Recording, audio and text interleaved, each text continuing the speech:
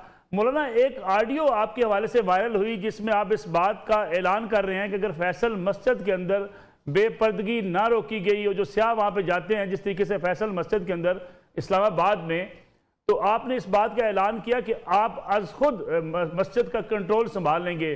گویا آپ تو حکومت سے یہ کہہ رہے ہیں کہ فیصل مسجد پر آپ جو ہے اپنا وہاں پہ کنٹرول آپ نہ رکھیں گے۔ بسم اللہ الرحمن الرحیم۔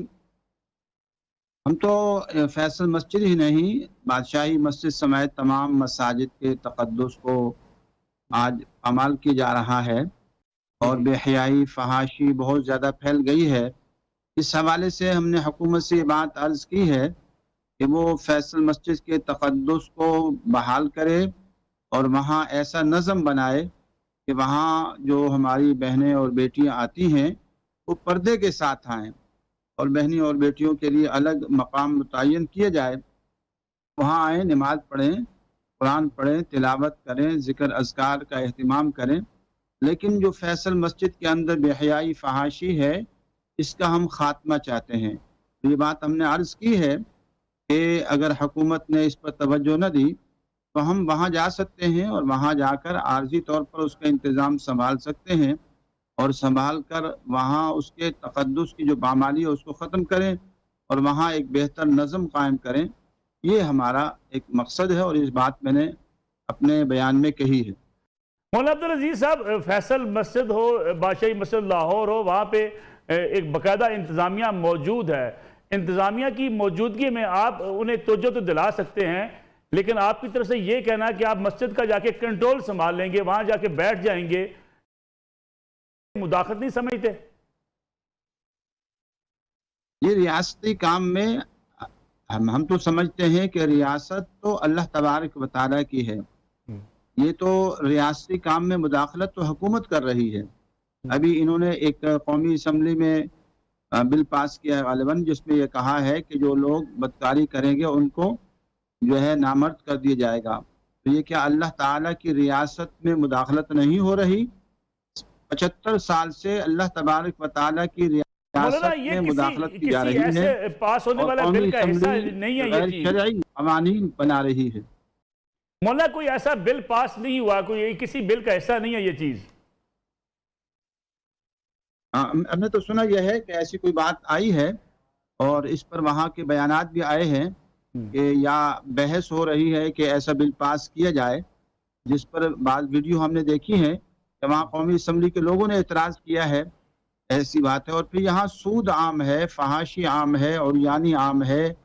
اللہ کے قوانین کی جگہ انگریز کے قوانین 75 سال سے چل رہے ہیں۔ کیا اللہ کی ریاست میں یہ دخل اندازی نہیں ہے؟ ریٹ آف اللہ کو چیلنج نہیں کیا جا رہا کہ قرآن و سنت کے ہوتے ہوئے کسی اور قوانین کے چلنے کا کیا معنی ہے؟ اس لیے ہم ان انگریز کے قوانین کو نہیں مانتے، ان باطل قوانین کو نہیں مانتے، ہم اللہ تبارک و تعالیٰ کے قانون کو مانتے ہیں۔ اللہ کا گھر ہے تو اللہ کا قانون چلنا چاہیے، تو ریاست تو اللہ کی ہے نہ کہ انسانوں کی۔ لیکن مولانا اس وقت تو ایک حکومت قائم ہے، ریاست مدینہ کی وہ بات کرتے ہیں، پھر حکومت کا ایک طریقہ کار ہے جس کے تحت حکومت قائم ہوتی ہے۔ کیا حکومت کی توجہ دلانا ہی ذمہ داری نہیں ہوتی، یا کہ حکومت کے معاملات خود ہاتھ میں لے لینا؟ اس سے آپ نہیں سمجھتے کہ ریاست کے خلاف ایک بغاوت ہوتی ہے؟ یہ ریاست مدینہ تو ہے ہی نہیں، یہ تو ظالمانہ حکومت ہے، انتہا درجے کا ظلم و ستم جاری اور ساری ہے۔ اب جو حکومت ٹیکسز لگا رہی ہے، کیا مدینہ کی ریاست میں ایسی ٹیکسز تھی؟ افغان طالبان نے الحمدللہ خورد و نوش کی تمام چیزوں پر، کھانے پینے کی تمام اشیاء پر، پھلوں سبزیوں پر اور دیگر اناج پر تمام ٹیکسز ختم کر دیے ہیں، حالانکہ ان کی ریاست ابھی قائم ہوئی ہے اور اس ریاست کو 75 سال ہو گئے ہیں لوگوں کے ساتھ دھوکہ کرتے ہوئے۔ یہ ہمارے ہاں تو ظلم و ستم کی ریاست ہے، یہ کوئی ریاست تو ہے ہی نہیں۔ مولانا آپ نے طالبان کی بات کی، جی مولانا آپ نے طالبان کی بات کی، تبدیل لانا ہم سب کا فرض ہے۔ جی مولانا آپ نے طالبان حکومت کی بات کی۔ طالبان حکومت تو خود، جن کو آپ کہتے ہیں کفر پر مبنی ریاستیں، یونائیٹڈ اسٹیٹس آف امریکہ، باقی حکومتیں، دنیا کے اقوام عالم، ان سے خود فنڈز مانگ رہے ہیں، بلکہ اپنے فنڈز ریلیز کرنے کی بات کر رہے ہیں۔ बावजूद इसके कि उनकी मुश्किलात यकीनन है, लेकिन उन्होंने फिर भी जो खुर्दोनोश हैं उससे टैक्स का खात्मा कर दिया है। तो पाकिस्तान तो 75 साल से एक रियासत बनी हुई है और यहाँ जालिमाना किस्म के टैक्सेस रोज़ाना लगाए जा रहे हैं, बिजली महंगी से महंगी की जा रही है और ऐसे ही पेट्रोल और डीजल और तमाम अशियाए खुर्दोनोश महंगी की जा रही हैं। इससे हमारा हुकूमत से मुतालबा है कि पाकिस्तान में कुरान और सुन्नत नाफिज करे। सिर्फ फैसल मस्जिद का ही मामला नहीं है, बल्कि हम समझते हैं कि पूरे मुल्क के जो मामलात हैं वही बिगड़े खड़े हैं, उनकी इस्लाह की ज़रूरत है और इस्लाह की जिम्मेदारी हम सब मुसलमानों पर फ़र्ज है कि हम उसकी इस्लाह की फ़िक्र करें।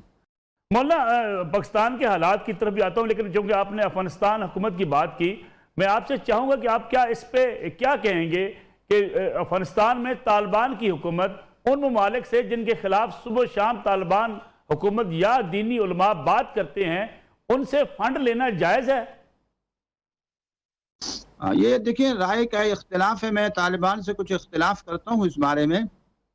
मेरी राय तो तालिबान से भी मैंने अर्ज की है कि मदीने की रियासत में कोई फंड बाहर रोम फारिस या दीगर तमाम कुफ़ार के ममालिक से नहीं हासिल किए गए, बल्कि उन्होंने फाके बर्दाश्त कर लिए, पेटों पर पत्थर बांध लिए और 3-3 महीने हुजूर सल्लल्लाहु अलैहि वसल्लम के घर में आग नहीं जली, लेकिन उन्होंने किसी भी जो कुफरिया रियासतें थी तो उनकी तरफ हाथ नहीं बढ़ाया। ये बात मैंने तालिबान से भी इल्तिमास की, इल्तिजा की है कि आप कुफ़ार के ममालिक की तरफ हाथ न बढ़ाएं और उनकी मिन्नत समाजिद न करें, बल्कि अल्लाह ताला पर भरोसा करें। अल्लाह ताला रोज़ी के वसाइल आपको अता करेगा। आप सल्लल्लाहु अलैहि वसल्लम ने फरमाया कि मेरी जो रोज़ी है वो रोज़ी नेज़े के नीचे है। मुराद ये है कि जिहाद के मैदानों में है। तो उनको चाहिए कि तमाम उन कुफ़ार ममालिक की तरफ या बातिल ममालिक की तरफ रुख करें और इक़दामी जिहाद करें।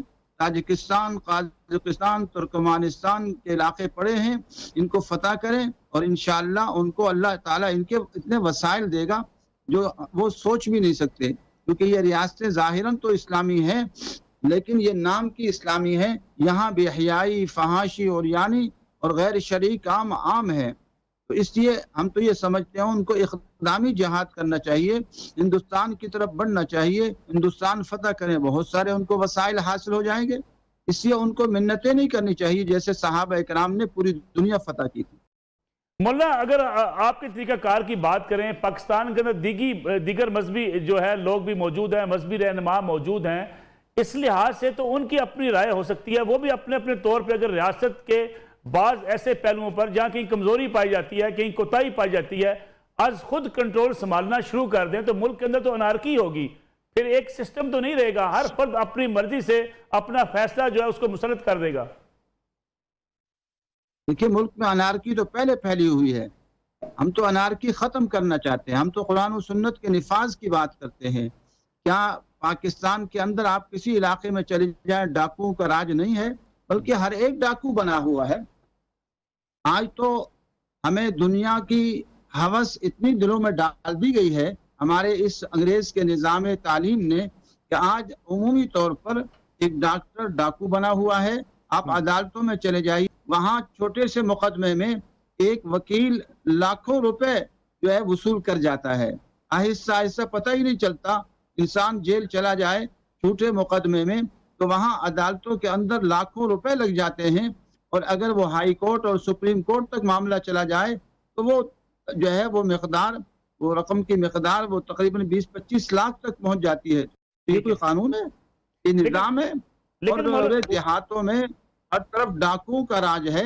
इसलिए हम तो इस गंदे निज़ाम का खात्मा चाहते हैं। सिर्फ फैसल मस्जिद की बात नहीं है, हम तो चाहते हैं कि वजीर आज़म हाउस और सदर हाउस का भी कंट्रोल हासिल किया जाए और इस्लामी रियासत कायम की जाए, और इसको जामे हफ्स, सदर हाउस और वजीर आज़म हाउस को जामे हफ्सा बना दिया जाए।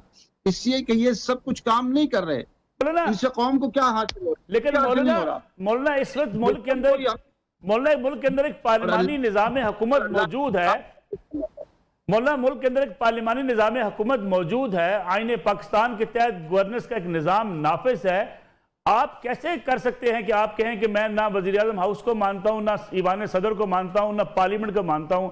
یا تو آپ کے فالورز کی تعداد اتنی زیادہ ہو کہ آپ کو لوگ اپنا امیر چن لیں یا ملکی ریاست کے امور چلانے کے لیے آپ کو ذمہ داری دے دیں، لیکن یہ نہ ہونے کے باوجود آپ کس طریقے سے یہ سارا کچھ کر سکتے ہیں؟ بات یہ ہے کہ الحمدللہ ہمارے جو سوچ اور فکر والوں کی تعداد پاکستان میں بہت زیادہ ہے. یہ تو وقت آئے گا تو جب پتہ چلے گا. الحمدللہ بہت بڑی تعداد ہے جو سوچ رکھتی ہے. اس اسلامی نظام کیا پوری قوم نہیں چاہتی؟ آج نہیں، ایک طویل عرصے سے پاکستانی پوری قوم اسلامی نظام چاہتی ہے. تقریباً 80-85% لوگ اسلامی نظام چاہتے ہیں اور اس طاغوتی نظام کا خاتمہ چاہتے ہیں.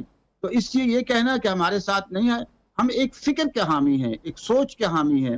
اور الحمدللہ پاکستان کی اکثریت پاکستان میں قرآن و سنت کا نفاذ چاہتی ہے اور اس جمہوری کا اور دجالی نظام اور کفریہ نظام کا خاتمہ چاہتی ہے. طریقہ کار کیا ہوگا مولانا؟ طریقہ کار کیا ہوگا؟ نظام کے خلاف لکھ رہا ہے. مولانا طریقہ کار کیا ہوگا؟ کس طریقے سے آپ حکومت قائم کریں گے؟ کیا الیکشن میں حصہ لیں گے یا اقتدار آپ جا کے چھین لیں گے؟ کیا کریں گے؟